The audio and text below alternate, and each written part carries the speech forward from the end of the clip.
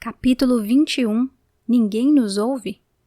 Quantas vezes Roy Harley amaldiçoou o fato de ter sido escolhido para ser o engenheiro da neve? Como foi possível tamanho absurdo? Hoje, engenheiro de verdade, aquela ideia de tentar consertar o rádio do avião, sem praticamente conhecimento algum, à base do improviso, lhe parece mais tresloucada ainda. Ele reconstituiu as cenas lentamente. Hoje, seu rosto não traz nenhum traço de amargura, mas sim de serenidade. Sim, sem dúvida, quem mais insistia e acreditava na ideia era o seu atual concunhado, Roberto Canessa. Os expedicionários saíram carregados na sexta-feira, 17 de novembro, para não mais voltar, mas retornaram no dia 22 com uma notícia que parecia maravilhosa para todos, mas terrível e decisiva para Roy. Eles tinham encontrado a cauda do avião, onde além de dezenas de maços de cigarro, casacos, garrafas de rum, 1 quilo de açúcar, empanadas de Mendoza meio comidas e outras miudezas, estavam as baterias. Como eram pesadas demais, não conseguiram trazê-las e decidiram fazer o contrário, levar o rádio até a cauda para tentar acioná-lo ali. Roy ficou trêmulo, talvez pela emoção diante do surgimento daquela alternativa inesperada, ou talvez por ter adivinhado que seria ele, o maldito engenheiro sem diploma, que na prática teria de montar o equipamento. Na quinta-feira, 23 de novembro, Roy e Roberto, com a ajuda de Nando, começaram a retirar o rádio VHF da cabine do piloto, onde havia uma infinidade de botões, alavancas e um painel de comandos em que teriam de adivinhar o que tinha a ver com o rádio e o que se referia a outros equipamentos do avião. As únicas coisas que visivelmente diziam respeito ao rádio eram os fones de ouvido e o microfone, que foi a primeira coisa que retiraram do painel de controle. Em seguida, encontraram no compartimento das bagagens um painel de plástico que também tinha a ver com o rádio. Atrás do transmissor, acharam algumas guarnições conectadas em tomadas. Roy tirou uma das tomadas, da qual surgiu um conjunto de pequeninos fios. O mesmo aconteceu com a outra tomada. Resolveram contar. 167 fios saíram de trás e outros 167 saíram do transmissor. Cada fio tinha uma marcação diferente. Tiraram do painel o dial usado pelo piloto para sintonizar a frequência desejada, e ali apareceu mais um conjunto de fios. Já eram 3 conjuntos. Passaram horas a examiná-los, pois os feixes de fios do dial e do rádio também estavam codificados, e muitos eram coincidentes. Naquele primeiro dia, ninguém disse que Roy teria que descer até aquele local impossível onde estava a cauda. Apenas pediram sua ajuda para desmontar o rádio. É uma loucura, pensava ele, enquanto após um descanso de 15 minutos, enfiava-se como uma topeira na cabine minúscula, com os corpos congelados dos pilotos ao seu lado, para desmontar o que ainda restava do rádio. Quando terminaram o desmanche, tiraram do avião a antena Collins em forma de barbatana de tubarão que ficava na parte superior, e puseram tudo no trenó improvisado com a mala de plástico duro. Os 3 primos, de quem ele tanto gostava e quem respeitava, pois os conhecia desde criança, observavam-no com ternura. Não diziam nada, mas o incentivavam. Chegou a hora, Roy. Porém, no íntimo, ele sabia que não era verdade. Seu físico privilegiado debilitara-se a ponto de o tornar irreconhecível, e sua sensibilidade, sobre a qual tanto haviam dito que era preciso bloquear, manter inacessível para poder sobreviver, não conseguia evitar que de tempos em tempos, de modo mais frequente do que seria conveniente, fizesse surgir os rostos de seus amigos íntimos mortos na avalanche, Gustavo Nicolite e Diego Storm. Na verdade, vendo-se em retrospecto, a opção de fazer o rádio funcionar foi, como tudo nos Andes, uma decisão tão casual quanto tresloucada, embora afinal tenha se mostrado sábia, pois eles ganharam tempo até o clima melhorar um pouco e encontraram, por mero acaso, o material isolante que lhes permitira dormir ao relento naquelas alturas siderais. À medida que se finalizava o pacote que seria levado até a cauda, consolidava-se a suspeita de que era ele quem seria condenado a partir para lá. O encarregado de anunciar a decisão foi Adolfo. Roy era o engenheiro, e qualquer assunto relacionado à engenharia, em qualquer especialidade, tinha de passar pelas suas mãos, fosse montar o rádio do avião, fosse fazer funcionar o pequeno Spyker de pilha. Adolfo senta-se ao seu lado.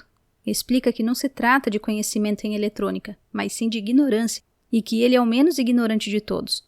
Roy argumenta que nunca na vida havia visto um rádio de avião, nem sequer em livros. Adolfo põe a mão sobre a mão dele.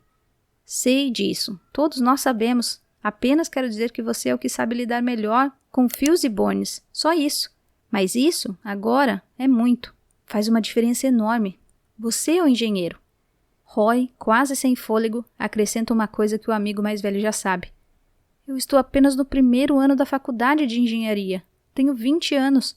A única coisa que já fiz parecida com isso foi instalar o equipamento de som dos meus primos. Você também arrumou o rádio Spica, retruca Adolfo, como se referindo a uma estação termonuclear e não a um simples radinho portátil do tamanho de um maço de cigarros. Antes que Adolfo dissesse a última frase, Roy sentiu claramente que era tão doloroso para o seu amigo dizer aquilo tudo quanto para ele escutar. Roy, o grupo precisa dos seus serviços. Estamos pedindo para você tentar fazer isso funcionar. Aqueles 6 dias fatídicos tiveram início na sexta-feira, 24 de novembro, bem cedo, quando eles empreenderam a caminhada até a cauda, numa manhã fria e límpida. Roy se recorda daquela caminhada em costa abaixo como uma bela experiência. A última. A neve estava firme, como uma camada de gelo duro na superfície, e ele não sentia a fraqueza e o enjoo que costumava sentir na cabine partida. Roberto puxava o trenó com o rádio, a antena e todos os equipamentos. Iam separados a uma distância de cerca de 50 metros um do outro. Diferentemente do que acontecia com os expedicionários, para Roy constituía uma novidade encontrar os restos dispersos do avião, à medida que se aproximavam da cauda. Roupas, chapas amassadas, fios, malas, até mesmo um sapato feminino. Ao ver a cauda de longe, Roy ficou perplexo, tal como acontecera com os expedicionários no dia em que a descobriram. Entrou até a parte do fundo, onde ficava o compartimento de bagagens, com algumas valizes protegidas pela rede que as impedira de se espalharem com o impacto. Ao encontrar sua mala, Roy estremeceu. Levou-a para fora, na neve, e a abriu. A primeira coisa que fez foi encostar o rosto na roupa limpa e bem passada para sentir o cheiro. O perfume o encheu de recordações. Ali estavam sua casa, sua mãe arrumando as roupas, acomodando-as com as mãos suaves, tão minuciosamente, tudo bem organizado. Controlou-se, sentia vontade de chorar. Tudo parecia tão distante, eles ali perdidos numa montanha no fim do mundo, tendo diante de si a missão delirante de consertar um rádio que não conheciam, de um avião partido em 2, com sua mãe ali de repente, entre as suas mãos, arrumando as roupas de lã embaixo, as camisas em cima, bem passadinhas. A recordação é interrompida pela voz energética de Tintim, que se aproxima com uma garrafa de rum, para que ele beba um gole. A bebida queima seu estômago, mas seu sabor diferente, o primeiro que experimentava em mais de um mês, caiu muito bem. Pede mais um gole.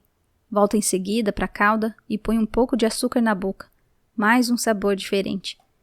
Naquele dia, eles descansaram, mas no sábado, 25, bem cedo, Roy e Roberto começaram um cansativo trabalho de descascar aquele enxame de fios, um a um, uni-los e isolá-los com fita adesiva encontrada nas sacolas dos jogadores de rugby. Trabalhavam com cortadores de unha e alicates, às vezes com as próprias unhas. Roy instalou a antena sobre umas rochas ali perto. No dia seguinte, eles já tinham conectado a maioria dos fios, embora sobrassem 58 cujos códigos e números não correspondiam a nenhum outro. Roberto olhava para eles e massageava o queixo. Roy franzia o senho. Precisamos começar os testes, disse Roberto. Agora era preciso fazer as conexões das baterias, mas quando tentavam fazer isso, o contato faiscava. Quando ligavam o rádio, ouviam a descarga atmosférica interferindo na recepção, em meio a fortes faiscadas. Tinham também um dial elétrico que funcionava como um motorzinho. Às vezes ouviam um zumbido pelos fones, mas nunca conseguiram escutar mais do que isso, a estática e o zumbido, acreditando ser vozes de fantasmas. Falavam pelo fone, pediam ajuda, gritavam, desesperavam-se, mas ninguém os ouvia. Como estavam desmoronando, Nando e Tintim resolveram buscar mais carne na fuselagem. Estavam com as garrafas de rum, usavam apenas uma, preservando a outra para uma eventual expedição para o lado oeste, e o pacote de açúcar que se esforçavam para fazer durar uma eternidade, mas naquela área do vale não havia corpos, e a carne que tinham trazido chegava ao fim. Ao chegar à fuselagem, após 2 dias de ausência, ficaram sabendo que a comida estava escassa, e pior, que o pessoal do avião estava tão fraco que se tornava difícil ir atrás dos corpos, ainda enterrados sob a neve da avalanche. Eles enfiaram um tubo de alumínio na neve para ver se atingia algum cadáver, mas nada conseguiram. Tintin e Nando ficaram 2 dias no avião ajudando a escavar até encontrarem mais corpos. Quando retornaram à cauda, Roy e Roberto ainda continuavam testando o rádio, que agora emitia ainda mais faíscas quando ligado. Tintin pegou uma máquina fotográfica de uma das malas, pertencente a Soledad Gonçalves, namorada de Coach Ciart, e fez a foto que está na contracapa do livro Sobreviventes. Nando comendo alguma coisa, Roy de costas e Roberto com um pedaço de carne no joelho, que eles tinham deixado secar ao sol para comer como charque, cortando os pedacinhos com um dos alicates usados para descascar os fios. O aborrecimento e a sensação de impotência, provocados pelo fato de o rádio não funcionar, refletiram-se no relacionamento entre os 4 dentro daquele cubículo de 1 metro de comprimento por 2 de largura. O detonador da crise, embora Roy acredite que podia ter sido qualquer outra coisa, foram os cigarros. A cauda estava cheia de maços de cigarro, mas por acaso nenhum dos 3 expedicionários fumava. Mais do que isso, detestavam cigarro e achavam que aquilo só prejudicaria ainda mais seu estado físico, em especial os órgãos mais valiosos para escalar montanhas, os pulmões. Além disso, achavam que o único isqueiro que havia na cauda seria imprescindível, junto com os outros 2, para a expedição final, que cada vez mais parecia ser o último e único recurso. Seria criminoso gastar o isqueiro com futilidades como acender cigarros. Por isso, eles proibiram Roy de fumar. Mas naquelas circunstâncias, para ele, o cigarro, mais do que uma necessidade física, transformou-se numa urgência psicológica que mitigava a ansiedade e o estresse, bem como a terrível incerteza que o paralisava à medida que iam se convencendo de que o rádio jamais emitiria qualquer sinal. Sem rádio, ele não tinha volta, e o cigarro apaziguava, em alguma medida, esse desconcerto. O ambiente entre eles se deteriorou. Era tanto o estresse, somado à frustração e à sua fragilidade física, que Roy sentiu que não conseguiria aguentar mais. Uma noite, Tintin rasgou-lhe o lábio com um pontapé enquanto dormiam. Claro que não foi proposital, mas ele sentia que continuava a puni-lo. Por isso, começou cada vez mais a sentir a falta do outro grupo, o da fuselagem, com mais pessoas, em que as tensões se diluíam. Até que um dia acendeu um cigarro escondido. Os demais o descobriram por causa do cheiro. Foi recriminado com tal violência. Não se podia desperdiçar fogo. O cigarro enfraquecia a todos. Ele estava jogando com a vida dos outros por causa de um capricho, que Roy ficou arrasado.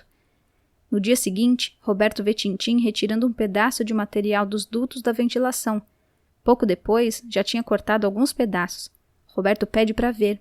Era leve e resistente, mole por dentro e coberto por um tecido duro e rígido e o outro mais macio na parte interna. Tintin pretendia confeccionar um colete, pois o tecido parecia forte e resistente. Roy e Nando se aproximam. Tintin pega um pedaço do tecido e o enche de neve. A umidade não passa, diz. Estou testando desde manhã. Não passa mesmo, exclama Roberto, pasmo. Vamos fazer uma grande manta. Não, um saco de dormir, ele se corrige. A partir daí, Nando e Tintin se dedicam a cortar todo o material existente nos dutos de ventilação, armazenando-o numa sacola. Pouco a pouco, o rádio passa para um segundo plano. Agora a esperança está neste material miraculoso surgido inesperadamente na cauda. Na terça-feira, 28, Roy conectou o radinho Spica na antena Collins que havia instalado. Giraram o dial 1 hora depois, ouviram uma notícia que os deixou atônitos. A Força Aérea Uruguaia estava preparando um avião Douglas C-47 especialmente equipado para procurar o F-571, especialmente equipado para procurar o F-571. Decidiram fazer uma grande cruz, enfileirando 20 malas num sentido e 10 no outro. Quando amanheceu, na quarta-feira, 29, enquanto se preparavam para partir, Roy começou a dar chutes no rádio, cuja utilidade ele já tinha descartado. Se já contava com pouca energia, agora desperdiçava inutilmente, descarregando sua impotência no que considerava ter sido a sua última esperança. Minutos depois, eles partiram rumo à fuselagem. Depois de caminharem 100 metros, Roy virou-se para olhar pela última vez. Nunca mais eles voltariam à cauda. Nem nunca mais a veriam naquele lugar, pois não se sabe como, nem quando, ela deslizou em costa abaixo até parar a quilômetros de distância, no fundo de uma torrente, onde se encontra até hoje. Em pouco tempo, ergueu-se o temível vendaval, o vento branco. A temperatura caiu de repente e a neve esvoaçou, formando um redemoinho e deixando-os desnorteados. A visibilidade ficou quase nula. A inclinação se acentuou. Após o vento branco, que durou uns 5 minutos, foram atingidos por uma tempestade. Roy se detém. Minutos depois, enxerga Nando que volta em sua direção. Continuem vocês, eu vou ficar. Vou tentar voltar para a cauda, diz Roy. Nando agarra-o pelo braço e começa a empurrá-lo para cima. Ao mesmo tempo o insulta, para que seu corpo recupere as energias. Roy retribuiu o insulto. E assim, com um gritando com o outro, os músculos de Roy voltaram a se tonificar, a adrenalina se atiça e ele consegue empreender a caminhada que considerava impossível. Quando o sol começa a se pôr e a temperatura cai, eles avistam um avião. Tinham andado o dia inteiro. Roy sentiu que era como se voltasse para casa. Mais tarde, quando desabou dentro da cabine, consolado pelos amigos, refletiu. Voltei para o mesmo lugar de sempre. Nada mudou. Estou no mesmo cemitério, bem mais enfraquecido, muito mais decepcionado, e mesmo assim me sinto maravilhosamente bem. Todos estavam fumando, ouvindo os que os expedicionários contavam sobre o que havia acontecido. Roy estava sem forças para falar. Lembra-se vivamente dos abraços, do calor dos outros, bem mais do que das palavras. Adolfo se sentou ao lado dele e acariciava sua cabeça, enquanto enfiava os pedaços de carne em sua boca. Ao final, os expedicionários anunciaram que traziam uma grande surpresa na sacola. Quando a abriram, todos se amontoaram ao redor. — O que é? Perguntavam, sem entender o que era aquela mistura disforme de tecidos. Isso vai nos permitir dormir do lado de fora, disse Tintim, tirando os pedaços irregulares daquele material isolante. Daniel Fernandes pegou um pedaço, esticou-o, aproximou-se do rosto e observou detidamente, recorrendo os últimos raios de luz que ainda se filtravam na fuselagem. Percebeu que continha plástico e fibra artificial, embora a espessura fosse de apenas 1 centímetro. Não disse nada, mas se sentiu bem.